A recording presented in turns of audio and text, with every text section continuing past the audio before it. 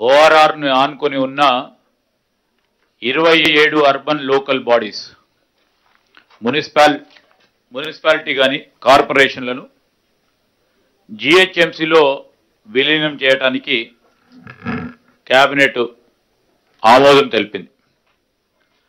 అందుకు అవసరమైన GHMC act, Telangana municipal యాక్ట్లను సవరణ చేయడానికి మంత్రివర్గం ఆమోదం తెలపడం జరిగింది.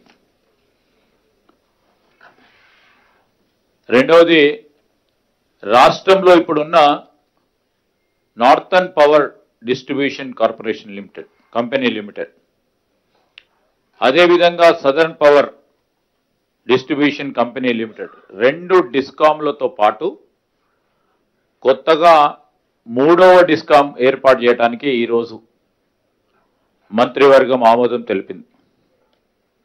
రాష్ట్రంలో ఉన్న వ్యవసాయ కనెక్షన్లు, lift irrigation schemes, mission Bhagiratha, సురక్షిత మంచినీటి పథకాలు, Hyderabad metro water supply, sewerage board power కనెక్షన్లన్నీ కొత్త డిస్కామ్ పరిధిలోకి వస్తాయి.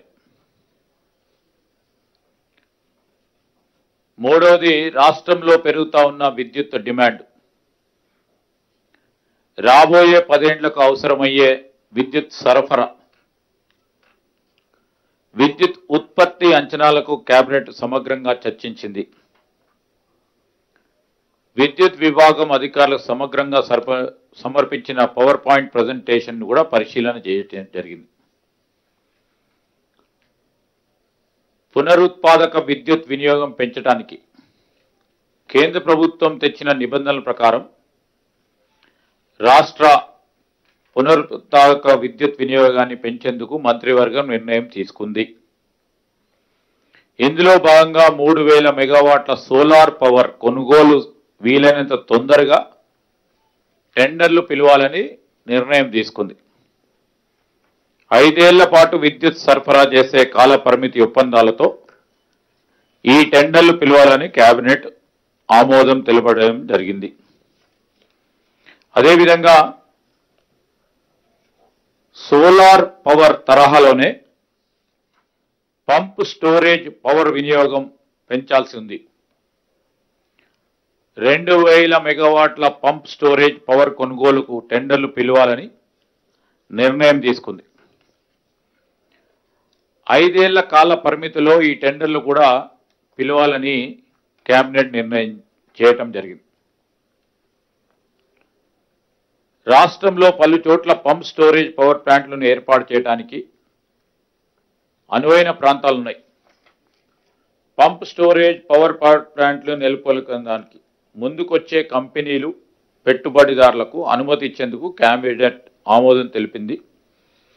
ఇప్పటికే డిస్కామ్ల వద్ద ఉన్న ఎంఓఏలను కూడా పరిశీలించాలని నిర్ణయం తీసుకుంది. రాష్ట్రంలో 10,000 మెగావాట్ల పంప్ స్టోరేజ్ విద్యుత్ ఉత్పత్తి ప్లాంట్లను ఏర్పాటు చేయడానికి అనుమతులు ఇవ్వాలని మంత్రివర్గం నిర్ణయం చేయటం జరిగింది. ఈ ప్లాంట్లు ఎవరైతే ఏర్పాటు చేయడానికి ఆసక్తి ప్రదర్శించే కంపెనీలకు ప్రభుత్వం అవసరమైన భూమి, నీళ్లను అందజేస్తూ ఈ ప్లాంట్లలో ఉత్పత్తి అయ్యే విద్యుత్తును ముందుగా మన డిస్కామ్లకే అమ్మాలని షరతుతో ప్రభుత్వం ఒప్పందం చేసుకుంటుంది. రాష్ట్రానికి కొత్త పరిశ్రమలు, పెట్టుబడులను ఆకర్షించేందుకు క్లీన్ అండ్ గ్రీన్ ఎనర్జీ పాలసీలో భాగంగా రాష్ట్ర మంత్రివర్గం మరో కీలకమైన నిర్ణయం తీసుకుంది. దాంట్లో కొత్తగా స్థాపించే పరిశ్రమలకు అవసరమైన విద్యుత్తుని తమంతటగా తామే సొంతగా ఉత్పత్తి చేసుకోవడానికి అవకాశం కల్పిస్తూ ఉంది. కొత్త పరిశ్రమలు క్యాప్టివ్ పవర్ జనరేషన్కు అప్లై చేసుకుంటే వెంటనే అనుమతి ఇవ్వాలని నిర్ణయం తీసుకుంది. ఇందులో విద్యుత్ ఉత్పత్తి సామర్థ్యానికి సంబంధించిన ఎలాంటి గరిష్ట పరిమితి ఉండదు. ఇప్పటికే రాష్ట్రంలో ఉన్న పరిశ్రమలకు ఇప్పుడున్న విధానంలోనే విద్యుత్ సరఫరా జరుగుతుంది. అదేవిధంగా రామగుండం థర్మల్ పవర్ ప్లాంట్ స్టేషన్లో కొత్తగా నిర్మించే 800 మెగావాట్ల ప్లాంట్ని ఎన్టీపీసీ ఆధ్వర్యంలో చేపట్టాలని మంత్రివర్గం నిర్ణయించి దాంతోపాటు పాల్వంచ మక్తల్లోని ఎన్టీపీసీ ఆధ్వర్యంలో విద్యుత్ ప్లాంట్ల నిర్మాణానికి ఉన్న అవకాశాలను పరిశీలించాలని అధికారులను సూచించడంతో పాటు మరి దీంట్లో ప్రధానంగా Ramagundam thermal power plant station అదేవిధంగా పాల్వంచకు సంబంధించి విద్యుత్ ఉత్పాదనకు సంబంధించిన ప్రైస్ ఎన్టీపీసీ పరంగా పరిశీలన చేస్తూ అదేవిధంగా జెన్కో ఎవరు తక్కువ ధరతో విద్యుత్ ఉత్పాదన చేస్తే ఆ ప్రయారిటీ ఎన్టీపీసీ చేస్తే ఎన్టీపీసీకి లేకుంటే జెన్కోకు చేస్తే జెన్కోకు ఎవరి ప్రైస్ తక్కువగా ఉంటుందో వారి ద్వారా ఈ పవర్ ప్లాంట్ నిర్మాణం చేయాలని కేబినెట్ నిర్ణయం తీసుకోవడం జరిగింది. హైదరాబాదులో అండర్ గ్రౌండ్ విద్యుత్ కేబుల్ సిస్టమ్ ఏర్పాటు చేయాలని రాష్ట్ర కేబినెట్ నిర్ణయం తీసుకున్నది. ఇప్పటికే మరి పలు రాష్ట్రాల్లో మరి మొన్న పోయి కమిటీకి సంబంధించి బెంగళూరులో అండర్ గ్రౌండ్ విద్యుత్ కేబుల్ సిస్టమ్ని పరిశీలన చేసి కొన్ని రాష్ట్రాలకు సంబంధించిన బెస్ట్ ప్రాక్టీసెస్ని పరిశీలన చేసి అక్కడ అమలు చేస్తూ ఉన్న విధానాన్ని అధికారులు అధ్యయనం చేయటం జరిగింది. అక్కడ అమలు చేసిన విధానం ప్రకారం జిహెచ్ఎంసీ పరిధిలో అండర్ గ్రౌండ్ కేబుల్ సిస్టమ్ని ఏర్పాటుకి దాదాపు 14,725 కోట్ల ఖర్చు అవుతుందని అధికారులు ప్రాథమికంగా అంచనా వేశారు.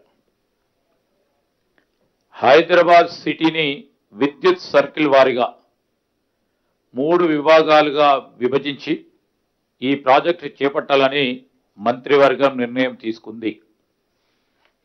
విద్యుత్తో పాటు టీ ఫైబర్ వివిధ కేబుల్ నెట్వర్క్స్ వైర్లన్నీ టీ ఫైబర్తో పాటు ఈరోజు గ్రేటర్ హైదరాబాద్ పరిధిలో ఉన్న వివిధ కేబుల్ నెట్వర్క్స్ వైర్లన్నీ కూడా అండర్ గ్రౌండ్లో ఉండేలా చేయాలని మరి ఆయా కంపెనీలతో సంప్రదింపులు జరపాలని నిర్ణయం తీసుకోవటం జరిగింది. అందుకు సంబంధించి ఒక వర్కింగ్ ప్లాన్ రెడీ చేయాలని అధికారులను కూడా ఆదేశించడం జరిగింది. మరొక అంశం భద్రాద్రి కొత్తగూడెం జిల్లా దుమ్ముగూడెం మండలం పెద్దనల్లవేలి గ్రామంలో SC ST BC young India integrated residential school నిర్మాణానికి 20.28 ఎకరాల ప్రభుత్వ స్థలాన్ని కేటాయించేందుకు మంత్రివర్గం ఆమోదం తెలపడం జరిగింది. అదేవిధంగా ములుగు జిల్లా ములుగు మండలంలోని జగ్గన్నపేట గ్రామంలో స్పోర్ట్స్ స్కూల్ ఏర్పాటు చేయడానికి 40 ఎకరాల ప్రభుత్వ భూమిని కేటాయించేందుకు ప్రభుత్వం ఆమోదం తెలియజేయడం జరిగింది. దానికి తోడు మరి ఈరోజు అడ్వాన్స్ టెక్నాలజీ సెంటర్స్ సంబంధించి కొత్తగా మరికొన్ని ఏటీసీస్ని ఏర్పాటు చేయడానికి నిర్ణయం తీసుకొని ఈరోజు ఐటీఐ ఇందుపురకం 65 ఐటీఐ ఇన్స్టిట్యూట్స్ ఎక్కడున్నాయో అక్కడ అన్నిటిని కూడా ఏటీసీస్గా కన్వర్ట్ చేయడంతో పాటు కొత్తగా మరికొన్ని ఏటీసీని శాంక్షన్ చేయడానికి రాష్ట్ర కేబినెట్ నిర్ణయం తీసుకొని శాంక్షన్ చేయడం జరిగింది.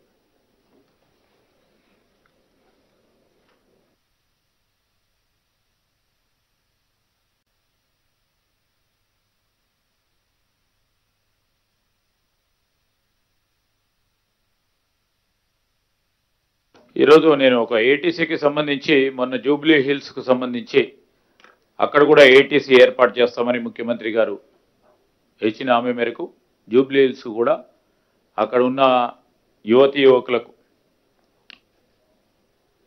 ఆ ప్రాంత వాసులందరికీ సంబంధించి అక్కడ కూడా అడ్వాన్స్ టెక్నాలజీ సెంటర్స్ని శాంక్షన్ చేయటం జరిగింది. మీరు అడిగిన ప్రశ్నకు సంబంధించి క్యాబినెట్లో ఇప్పుడు చర్చ కాలేదు. ఆల్రెడీ ఎంక్వైరీ నడుస్తూ ఉంది. దానికి వచ్చిన పూర్తి స్థాయిలో ఎంక్వైరీ రిపోర్ట్ వచ్చిన తర్వాత తప్పకుండా ఆ ఎంక్వైరీ రిపోర్టును పరిశీలించి తగు విధమైన చర్యలు తీసుకోవడం జరుగుతుంది.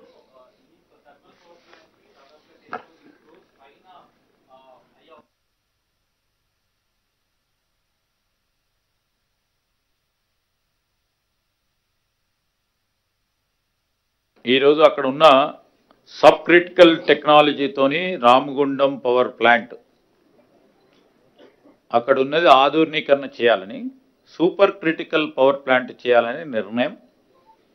దాంతోపాటు ప్రభుత్వం కూడా ఆ ప్రాంత ప్రజలకు సంబంధించి పిట్ హెడ్ దగ్గరనే విద్యుత్తు సరఫరా చేసే కోల్ బేస్డ్ థర్మల్ ప్లాంట్ని ఏర్పాటు చేయాలని చాలా సంవత్సరాలుగా ఆ ప్రాంతవాసులకు సంబంధించి ఉన్న డిమాండ్తో పాటు ఆ ప్రాంతానికి సంబంధించిన మా గౌరవ శాసనసభ్యుడు రాజ్ ఠాకూర్ గారు ఆ ప్రాంతవాసులందరి తరఫున ఒక ప్రధానమైన ఎమోషన్ సెంటిమెంట్తో పాటు అక్కడ అవసరం ఉంది.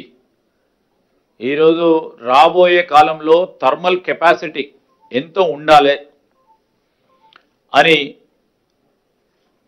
ఒక ప్రణాళిక సిద్ధం చేసుకొని దానికి అనుగుణంగానే ఈరోజు పవర్ ప్లాంట్ని ఏర్పాటు చేసుకునే ప్రయత్నంలో మరి ముఖ్యమంత్రి గారు అదేవిధంగా డిప్యూటీ చీఫ్ మినిస్టర్ గారు పూర్తి స్థాయిలో పరిశీలన చేసి ఒక నిర్ణయం క్యాబినెట్ ఆమోదం కూడా తెలపడం జరిగింది. ఏం సార్? మూడో డిస్కామ్ ద్వారా ప్రభుత్వానికి సంబంధించి ఒక హెల్దీ డిస్కామ్స్ని ఏర్పాటు చేసుకోవాలి. తనకు అనుగుణంగానే విద్యుత్తుకు సంబంధించి అనేక అంశాలు క్రోడీకరించి మనము పూర్తి స్థాయిలో అంటే ఒక సిస్టమటైజ్ సర్వీసెస్ను అప్పగించే ప్రయత్నం చేయాలని. కొన్ని సందర్భాల్లో కొన్ని జరిగిన అక్కడ కొన్ని స్ట్రక్చరల్ ప్రాబ్లమ్స్ ఉన్నాయి. ఆ స్ట్రక్చరల్ ప్రాబ్లమ్స్ అంతా కూడా క్లారిటీతో ముందుకు పోవాలనే ఆలోచనతోనే ఈ థర్డ్ డిస్కామ్స్ పెడతా ఉన్నాం. ఒక హెల్దీ ఈ డిస్కామ్స్ అన్నీ కూడా ఒక హెల్దీ కంపెనీస్గా ఎదగాలని ఓ ప్రయత్న భాగంలోనే ఒక కొత్త ఆలోచనతోనే ముందుకెళ్తా ఉన్నాం. మాట్లాడుతున్నా ఇప్పటి వరకు ఏదైనా ఛార్జీలు పెంచినామా? ఇప్పుడు ఏవైతే డిస్కామ్లు వారికి సంబంధించిన విద్యుత్ అవసరాలకు సంబంధించి దానికి తోడు మరి ఛార్జీలు పెంచానా లేదా అని ఇప్పటివరకు డిస్కామ్ నుంచి ప్రతిపాదన రాలేదు. ఇప్పటివరకు అయితే ఆ ప్రస్తావన లేదు.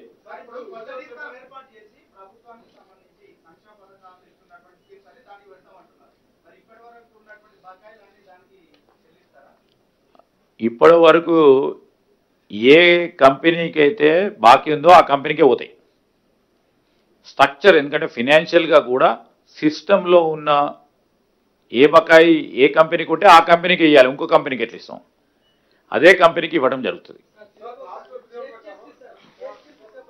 యా సార్, అవును.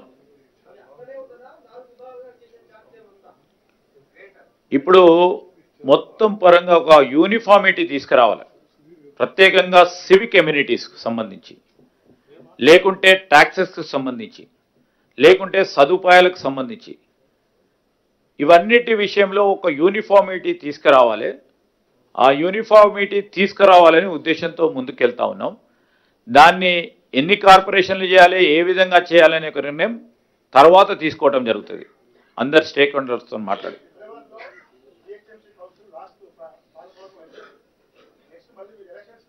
అవును,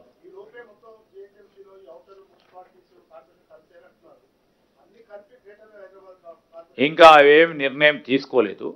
ఈరోజు విలీనం చేసి జిహెచ్ఎంసీ యాక్ట్ని సవరణ చేసుకొని తర్వాత స్టేక్ హోల్డర్స్తో మాట్లాడి ఒక కార్పొరేషన్ ఏర్పాటు చేయాలన్నా, 4 చేయాలన్నా, 5 చేయాలన్నా, 3 చేయాలన్నా, 10 చేయాలనే నిర్ణయం ఇంకా తీసుకోలేదు.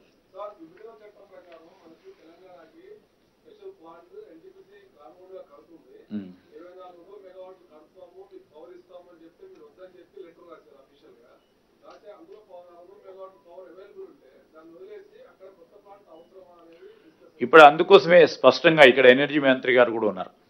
స్పష్టంగా ఎన్టీపీసీ వారి ద్వారానే విద్యుత్ ప్లాంట్ ఏర్పాటు చేయాలి. ఆ 2400 మెగావాట్లకు సంబంధించి మాకు వద్దు అని రాసిన వాళ్ళని మీరు అడగాల. ఈరోజు విద్యుత్తు మాకు కావాలి, భవిష్యత్తులో విద్యుత్ ఒక ప్రణాళిక సిద్ధం చేసుకొని కన్ను రెప్పపాటు కూడా విద్యుత్ లేకుండా మన ప్రజలు ఉండొద్దని ఒక నిర్ణయం తీసుకొని ఈరోజు ఎన్టీపీసీ వారు సంకల్పించిన ఆ కార్యాచరణలో వారిని తీసుకోమని చెప్తా ఉన్నాము. వారికి విద్యుత్ ఉత్పాదన చేస్తే ధర వారిది ఎక్కువ ఉంటే జెన్కో ఏర్పాటు చేయటం జరుగుతుంది. సో మేము ఒక సిస్టమేటిక్ ఒక ప్రణాళిక పెట్టుకొని 2035 ఒకటి 2047 విద్యుత్తుకు సంబంధించిన ప్రణాళిక విధంగా సిద్ధం చేసుకొని ముందుకెళ్తాను. ఎంత డిమాండ్ పెరుగుతుందో ఆ డిమాండ్కి అనుగుణంగానే ఈరోజు థర్మల్ ప్లాంట్కు సంబంధించి ఒక సందర్భంలో మీరు చూసిండ్రు, స్పెయిన్లో ఏ విధంగా మొత్తం నాన్ కన్వెన్షనల్ ఎనర్జీకి సంబంధించిన ఇష్యూ వచ్చినప్పుడు బ్లాక్ డే పూర్తి 2 days అయిపోయింది.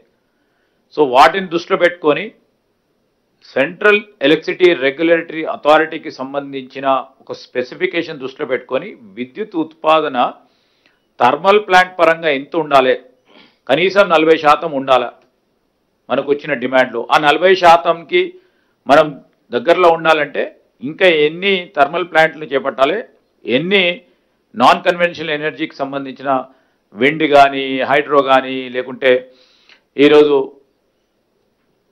వివిధ విద్యుత్ ఉత్పాదనకు సంబంధించిన ప్లాంట్ చేపట్టాలని ఒక ప్రణాళిక సిద్ధం చేసుకొని ముందుకెళ్తాను. ఇప్పుడు మొదలు పెడితే 5-6 సంవత్సరాలకు పూర్తి స్థాయిలో దానికి ఆపరేషన్కి వస్తాయి.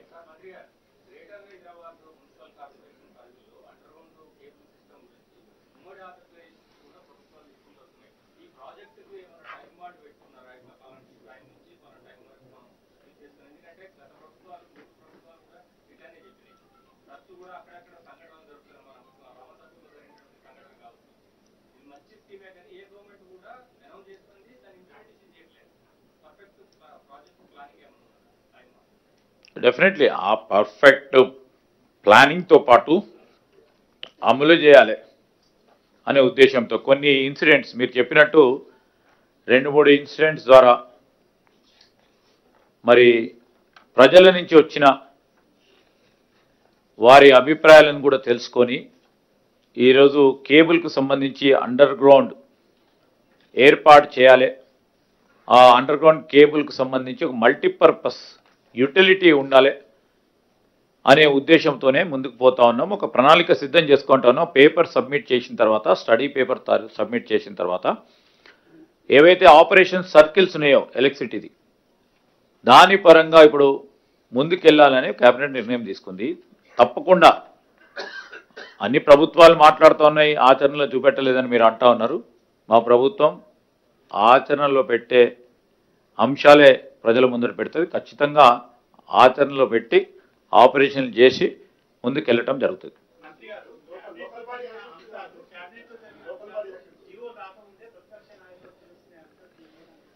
తప్పకుండా అది ఏమన్నా ఉంటే కఠినమైన చర్యలు తీసుకోవటం కూడా జరుగుతుంది. స్పష్టంగా ఎంక్వైరీ చేయటం జరుగుతుంది. ఎంక్వైరీ చేసి నిజంగానే ఆ విధంగా జరిగితే కఠినంగా చర్యలు తీసుకోవటం జరుగుతుంది. మరి స్పష్టంగా కూడా చెప్తా ఉన్నాం, క్యాబినెట్ కూడా అదే విధమైన ఆలోచనతో ఉంది. క్యాబినెట్ నిర్ణయాలు షుడ్ బి కాన్ఫిడెన్షియల్ ఫస్ట్. దానికి సంబంధించి నిర్ణయాల్లో భాగంగా ఇంకా జియో రాకముందే జియోకు సంబంధించిన అంశాలు బయటికి వచ్చినాయి అంటే దాని పరంగా మా పాత్రికేయ మిత్రులు కొంతమంది మా దృష్టికి తీసుకొచ్చారు కనుక దానిపైన కఠినంగా కూడా వ్యవహారం చేస్తాం. ఇప్పుడే ఎంక్వైరీ చేయటం జరుగుతుంది, వారిపైన యాక్షన్ తీసుకోవడం జరుగుతుంది.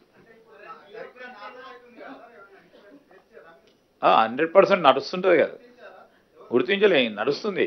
గుర్తించడానికి చెప్తాం, మీకే స్పష్టంగా కనబడుతుంది.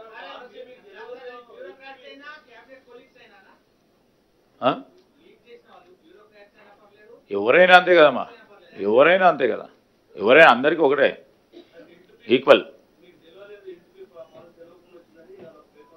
ఇప్పుడు 2 మార్లు నేను ప్రెస్ పరంగా క్యాబినెట్ తీసుకున్న నిర్ణయం ప్రజలకు వివరణ ఇవ్వటం, ప్రతిపక్షాలకు సంబంధించి టీఆర్ఎస్ వారు ఒక భ్రమ కలిగించి ప్రజల్లో ఒక దురాభిప్రాయం రావాలే ప్రభుత్వానికని బురద చల్లుతా ఉన్న సందర్భాన్ని నేనే చెప్పడం జరిగింది. క్యాబినెట్ సబ్ కమిటీలో నేను గౌరవ డీసీఎం గారి ఆధ్వర్యంలో సబ్ కమిటీని ఏర్పాటు చేసుకొని పెద్దలు ఉత్తమ్ కుమార్ రెడ్డి గారు, పెద్దలు కృష్ణారావు గారు వారి ఆధ్వర్యంలో ఈరోజు రెవెన్యూ రిసోర్స్ మొబిలైజేషన్కు సంబంధించిన క్యాబినెట్ సబ్ కమిటీ దాంట్లో అనేక అంశాలు పరిశీలన చేసి మరి వాటన్నిటిని కూడా క్యాబినెట్లో అందరు ముందట క్యాబినెట్ సహచరుల ముందట పెట్టిన తర్వాత క్యాబినెట్ నిర్ణయం తీసుకోవడం జరిగింది. నాకు తెలియదంటే ఏమని చెప్పనట.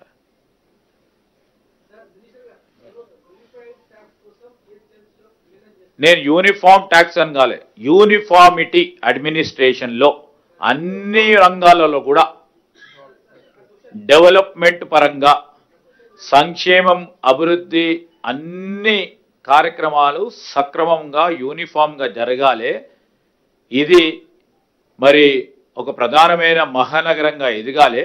ఈ మహానగరం ప్రపంచంలోనే మరి చాలా ప్రఖ్యాతిగాంచిన నగరంగా ఎదగాలని ఒక ఆలోచన దృక్పథంతో చేసినాం.